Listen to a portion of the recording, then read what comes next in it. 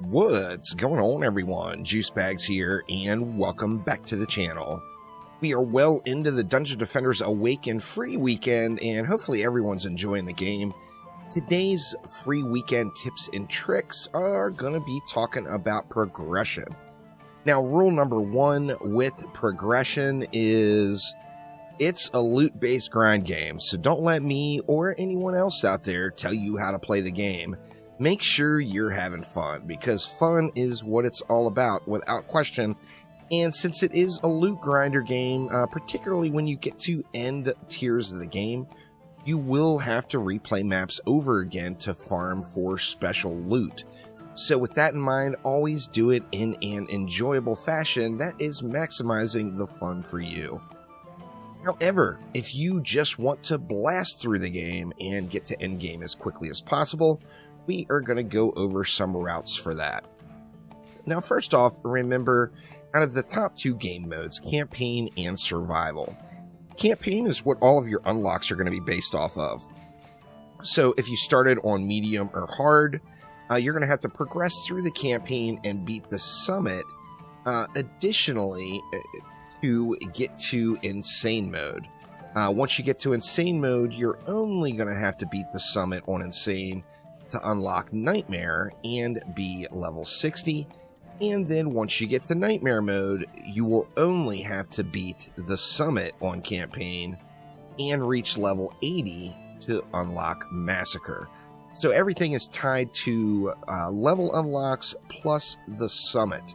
Now, as you look through here on what I've done on this Fresh Play playthrough, the only maps that are tied directly to progression is the main 12, the starting 12 maps that came with the game. Everything else in the game is extra, so none of these are required to progress to the next tier, and it's at your option whether or not you want to play these maps. Now, I can say for one thing, the maps are all fun, so they're all worth playing, and additionally there are runes that will specifically only drop like in Act 4. So you're going to want to make sure to do Act 4 if you want to get those runes. However, as far as base progression goes, none of that is required. Now, additionally, when it comes to these top 2 game modes here, when you beat a map on Campaign, that then unlocks that map on Survival. Survival is endless mode. It will go to 25 waves as far as the base experience goes. You'll get a victory chest at wave 25, and then if you continue, you can play as long as you want, and you'll get an additional victory chest every 5 waves. This is without a doubt the best leveling in the game. Additionally, this is also one of your best progression points through the game.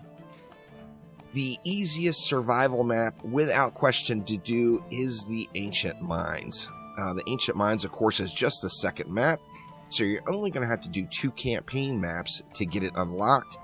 However, when you break into each individual tier, remember that Survival is going to have loot scaling that goes all the way up to wave 25, where campaign maps do not have that. So the loot is going to be absolutely incredibly good compared to the campaign maps as you progress to those higher waves. With that in mind, when you break into a new tier, like if you just broke into Nightmare mode, your best route is to do Ancient Mines Survival. Once you get Ancient Mines Survival done, you're going to have good enough gear to blast through any of the rest of the maps. So go to Ancient Mines Survival. You can do that on every tier. So say you started on Hard mode, go to Ancient Mines Survival, complete it, then clear the rest of the maps. Then you went to Insane mode, go to Ancient Mines Survival, clear it, and depending on what you want, you only have to clear this one once, and you can jump from Insane to Nightmare mode afterwards. So, and then once you get to Nightmare mode, go to Ancient Mines Survival and clear it. It gets a little tedious doing the same map, however, that's just generally how metas work. It's usually doing the same thing over and over again to achieve the best result. Ancient Mines Survival is definitely where it's at. Now, when you get to Nightmare mode, to get to level 80 to unlock Massacre, you are going to have to do multiple survival runs. With that in mind, remember the further you get through the game, the higher the difficulty. The higher the difficulty means the more rewarding the loot is and the more XP you get. So when it does come to that grind and getting to the level 80 mark to get Massacre unlocked, do your best to try to do an Act 3 survival map. The prom here is usually the go-to map that most people do, as it's got a high XP multiplier, but it's also one of the easier maps in Act number 3. So once you get your Ancient Mine survival run done, I personally would suggest going to the prom.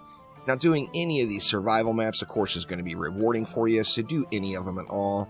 However, as a general meta, head to the prom and get your XP grind on from there, as you do hit a bit of an XP wall, as there's a big multiplier once you get to level 70.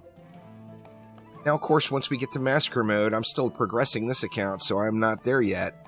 We are going to do the exact same thing. We're going to get Massacre, Ancient Mine Survival unlocked. We're going to complete that, and then afterwards we'll go through and complete the rest of the campaign. This is also the point where I personally choose to usually go Rifted mode. After I get that Massacre Ancient Mine Survival run done, I will switch over to Rifted mode and complete the rest of the campaign on Rifted.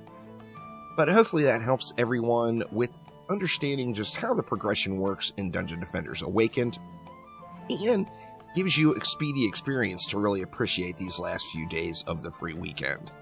So thank you all so much for watching. I will be live today at 1 p.m. Pacific time over on Twitch, so feel free to swing on by, collect your Twitch drops, and ask any questions if you have them. But that will do it for now. Thanks an absolute ton, and I will see you next time around. Take it easy.